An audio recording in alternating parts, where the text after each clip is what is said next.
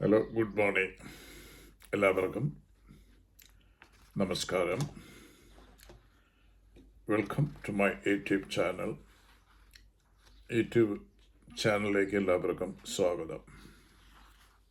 ഇന്ന് ഞാൻ നിങ്ങളുമായി ഷെയർ ചെയ്യുന്നത് ഒരു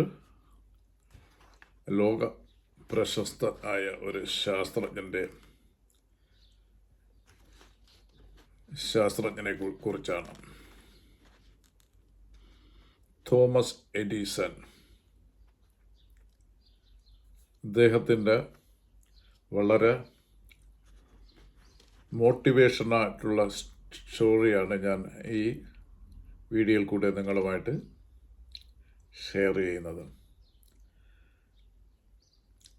എഡിസൺ ഒരു അമേരിക്കൻ സയൻറ്റിസ്റ്റ് ആയിരുന്നു. നിരവധി കണ്ടുപിടുത്തങ്ങൾ നടത്തിയിട്ടുണ്ട്. അതിൽ ഏറ്റവും ശ്രദ്ധിക്കപ്പെട്ട കണ്ടുപിടുത്തമായിരുന്നു ഇലക്ട്രിക് ബൾബ് കണ്ടുപിടിച്ചത്.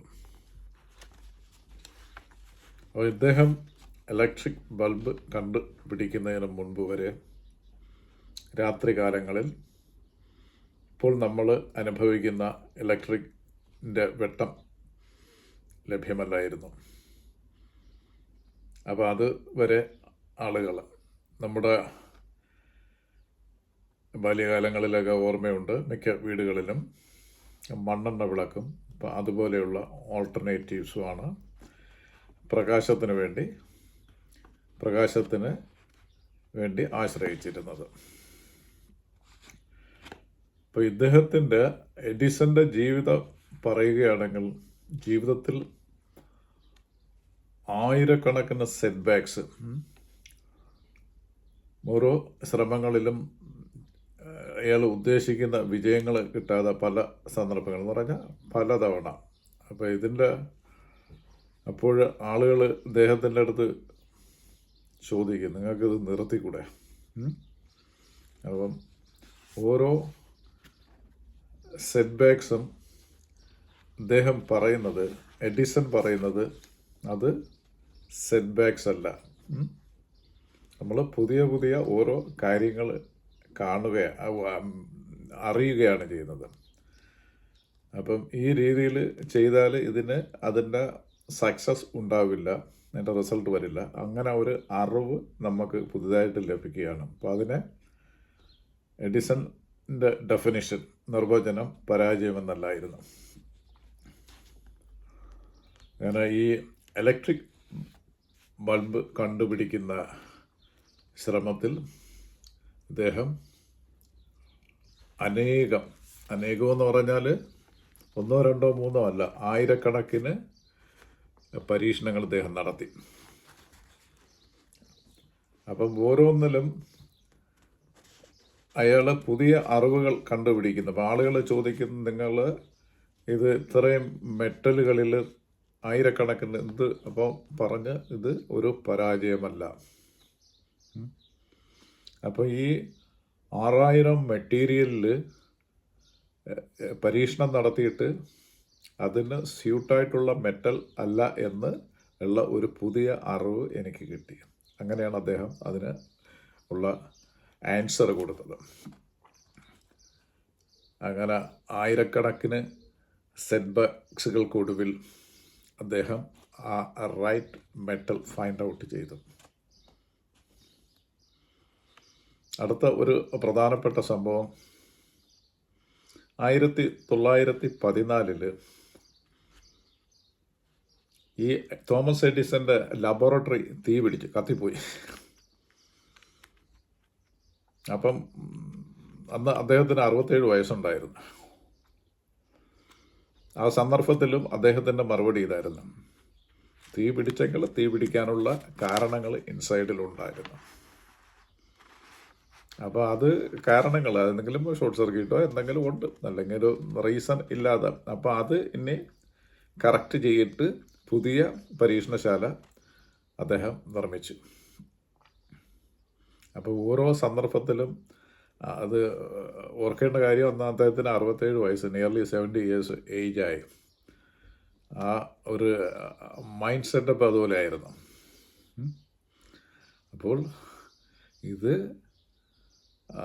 മറ്റുള്ള കാര്യങ്ങളെ ഒന്നും ബ്ലൈം ചെയ്യാതെ, കുറ്റപ്പെടുത്താതെ, അത് കാരണങ്ങൾ നമ്മൾ തന്നെ അതിന് കാരണങ്ങളെന്നുള്ള ആ ഒരു ഇതിലെടുത്തിട്ട് അതിൻ്റെ പിന്നെ പോരായ്മകൾ പരിഹരിച്ച് പുതിയ ലബോറട്ടറി അദ്ദേഹം പണിതു.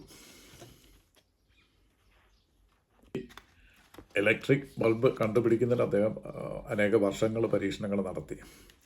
അപ്പം ഫിലമെൻറ്റുകളൊക്കെ കണ്ടുപിടിച്ചെങ്കിലും അത് പെട്ടെന്ന് ബൾബ് ഇത്തിരി കഴിയുമ്പോൾ ആ ഫിലമെൻ്റ് അടിച്ചു പോകും. അപ്പോൾ അതിന് സ്യൂട്ടായിട്ടുള്ള മെറ്റലല്ലെന്ന് കണ്ടുപിടിച്ചു. അങ്ങനെ അനേക വർഷത്തെ പരീക്ഷണങ്ങൾക്ക് ശേഷം ഒടുവിൽ അദ്ദേഹം ഇതിൻ്റെ റൈറ്റ് മെറ്റൽ ഫൈൻഡ് ഔട്ട് ചെയ്ത് ഇലക്ട്രിക് ആ ബൾബിൻ്റെ ഫിലമെൻ്റ് ഉണ്ടാക്കുന്നതിന്. ഈ കണ്ടുപിടുത്തം ഒരു ലോകത്തിലെല്ലാം ഒരു ഭയങ്കര സംഭവമായിരുന്നു ആ കാലഘട്ടങ്ങളെല്ലാം. ഇപ്പോഴത്തെ കാര്യമല്ല പറയുന്നത്. അന്ന് നമ്മൾ ഇരുട്ടത്ത് ജീവിക്കുന്ന ആ ഒരു സന്ദർഭത്തിലൊരു വെട്ടത്തിനുള്ള ഒരു വെളിച്ചം കിട്ടുന്നതിനുള്ള ഒരു പുതിയ കണ്ടുപിടുത്തം ഇത് ചെയ്യുന്നത് അതൊരു ഭയങ്കര സംഭവമായിരുന്നു. ആളുകളെല്ലാം ലോകം മൊത്തം വളരെയധികം ആഹ്ലാദിച്ചു, അദ്ദേഹത്തിനെ പ്രശംസിച്ചു. അപ്പോൾ ഇദ്ദേഹം എന്ന് പറഞ്ഞാൽ ഇദ്ദേഹത്തിൻ്റെ പെർസവീറൻസ് ആൻഡ് റെസിലിയൻസ് ആൾ സ്ഥിര ഉത്സാഹി. ഇപ്പം ഒന്നും എവിടെയെങ്കിലും ഒരു ചെറിയ ഇത് വന്നാൽ അയാൾ ആ ഉത്സാഹം നിർത്തത്തില്ല. ആ മൊമെൻറ്റം എപ്പോഴും കീപ്പപ്പ് ചെയ്ത്. അതായിരുന്നു ഈ എഡിസൻ്റെ ജീവചരിത്രത്തിൽ കൂടെ നമുക്ക് പഠിക്കാൻ പറ്റുന്നത്. അപ്പം നമ്മൾ ഒരിക്കലും ഒരു ശ്രമം നടത്തിയിട്ട് പാതി വഴിയിൽ വെച്ച് ഉപേക്ഷിച്ച് പോകരുത്. അപ്പോൾ നിങ്ങൾക്ക് എങ്ങും എത്താൻ പറ്റില്ല. അപ്പം സക്സസ് എന്ന് പറയുന്നത് അതിൽ നമ്മൾ ഒത്തിരി ചാലഞ്ചസ് നമ്മൾ ഫേസ് ചെയ്യണം. പരാജയങ്ങളൊക്കെ വരും, അതതിൻ്റെ പാർട്ടാണ്, ഒരു ലേണിംഗ് പ്രോസസ്സാണ്. അപ്പം എഡിസൺ പറഞ്ഞിരിക്കുന്നത് ഫെയില്യുവർ ഇത് പാർട്ട് ഓഫ് ജേണിയാണ് സക്സസിൻ്റെ. അത് പരാജയപ്പെട്ടു എന്നും പറഞ്ഞുകൊണ്ട് നമ്മൾ നിർത്തിപ്പോവുക, അപ്പോൾ നിങ്ങൾ പരാജയപ്പെട്ടു. അപ്പോൾ എവിടെ നമ്മൾ സ്റ്റോപ്പ് ചെയ്യുന്നു അപ്പോഴാണ് നിങ്ങൾ പരാജിതരാകുന്നത്. നിങ്ങളുടെ ശ്രമം കണ്ടിന്യൂ ചെയ്യുകയാണെങ്കിൽ നിങ്ങൾ വിജയം അറ്റ് ദ എൻഡിൽ നിങ്ങൾ ഉദ്ദേശിക്കുന്ന ഗോളിൽ വന്ന് എത്താൻ പറ്റും. അപ്പോൾ ഈ എഡിസൻ്റെ ജീവചരിത്രം നിങ്ങളെ ആരെങ്കിലുമൊക്കെ ഇൻഫ്ലുവൻസ് ചെയ്യുമെങ്കിൽ ഈ വീഡിയോ നിങ്ങൾക്ക് പ്രയോജനപ്പെട്ടു എന്ന് ഞാൻ വിശ്വസിക്കും. അപ്പോൾ ഈ വീഡിയോ നിങ്ങൾക്ക് ഇഷ്ടപ്പെട്ടെങ്കിൽ ലൈക്ക് ചെയ്യുക, കമൻറ്റ് ചെയ്യുക, സബ്സ്ക്രൈബ് ചെയ്യുക. ഇതുപോലുള്ള മോട്ടിവേഷണൽ കണ്ടൻ്റുള്ള പുതിയ വീഡിയോകളുമായിട്ട് ഞാൻ അടുത്ത ദിവസങ്ങളിൽ വരുന്നതായിരിക്കും. അപ്പം നിങ്ങളുടെ ലൈഫെന്ന് പറയുന്നത് വളരെ പെർസിസ്റ്റൻ്റ് ഡ്രീം ഹോൾഡ് ചെയ്യുക. അങ്ങനെ ഈ എഡിസൺ ചെയ്തതുപോലെ നിങ്ങളുടെ എല്ലാവരുടെ ജീവിതവും ലോകത്തിന് ഒരു വെളിച്ചം ആവുന്ന രീതിയിൽ ഭവിക്കട്ടെ എന്ന് ഏതെങ്കിലും രീതിയിൽ ഈ വീഡിയോ ഇവിടെ വൈൻഡപ്പ് ചെയ്യുന്നു.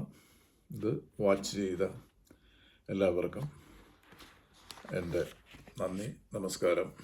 Now bye everybody.